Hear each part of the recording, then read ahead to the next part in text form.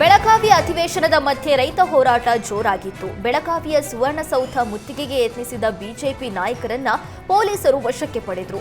ಈ ಬಗ್ಗೆ ಮಾತನಾಡಿದ ವಿಜೇಂದ್ರ, ಈ ಸರ್ಕಾರ ದಲ್ಲಾಳಿಗಳಿಗೆ ಸಕ್ಕರೆ ಕಾರ್ಖಾನೆ ಮಾಲೀಕರಿಗೆ ಮಣಿದಿದೆ.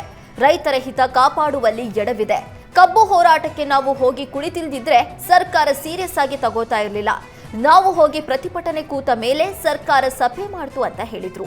ಇನ್ನು ಬಿಜೆಪಿಯ ಆಂತರಿಕ ಸಮಸ್ಯೆಯಿಂದ ರಾಜ್ಯದ ಜನತೆಗೆ ತೊಂದರೆಗಳೇನೂ ಇಲ್ಲ, ನಮ್ಮ ಹೈಕಮಾಂಡ್ ನೋಡ್ಕೊಳ್ಳುತ್ತೆ.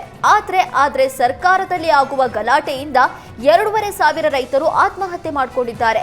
ದೆಹಲಿಗೆ ಶಾಸಕರೆಲ್ಲ ಹೋಗೋದ್ರಿಂದ ಅಭಿವೃದ್ಧಿ ಕುಂಠಿತ ಆಗಿದೆ ಅಂತ ವಿಜಯೇಂದ್ರ ಕಿಡಿಕಾರಿದ್ರು.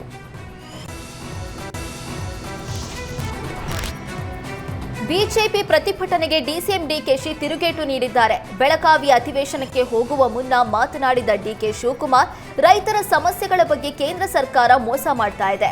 ಕೇಂದ್ರ ಸರ್ಕಾರ ರೈತರ ಬೆಳೆಗಳನ್ನ ಖರೀದಿ ಮಾಡ್ತಾ ಇಲ್ಲ.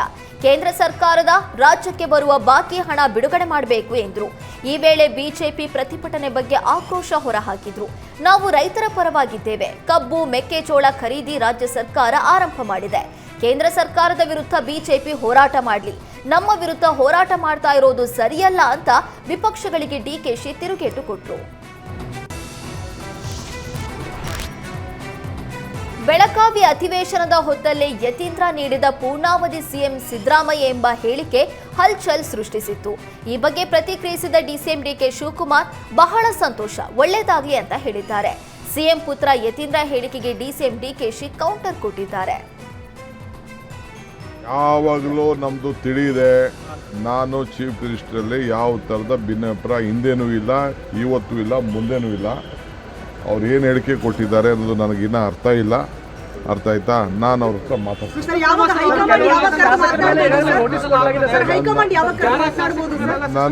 ನನಗೆ ಗೊತ್ತಿಲ್ಲ, ನಾನು ಅದೆಲ್ಲ ಹೈಕಮಾಂಡ್ ನನ್ನ ಹತ್ರ ಮಾತಾಡಿರೋದು, ಯಾವಾಗ ಕರೀತಾರೆ ಇರೋದು ನಾನು ಅದನ್ನೆಲ್ಲ ಡಿಸ್ಕ್ಲೋಸ್ ಮಾಡೋಕ್ಕಾಗಲ್ಲ. ನಿಮ್ಮ ಪರವಾಗಿ ಮಾತಾಡಿದವ್ರಿಗೆ ನೋಟಿಸ್ ಕೊಟ್ಟಿದ್ದೀರಿ? ಮಾತಾಡ್ತೀನಿ.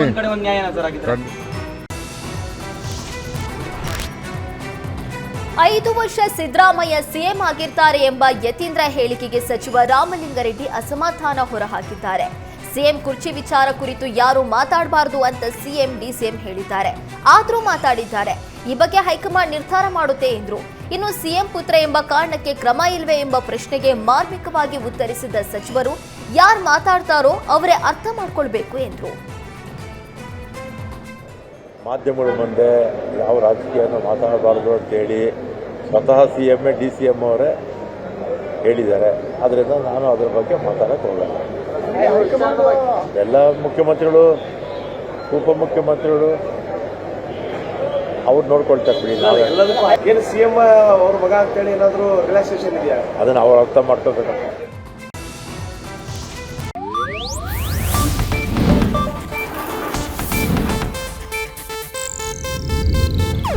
ಇದು ಏಷ್ಯಾನೆಟ್ ನ್ಯೂಸ್ ನೆಟ್ವರ್ಕ್ ಪ್ರಸ್ತುತಿ.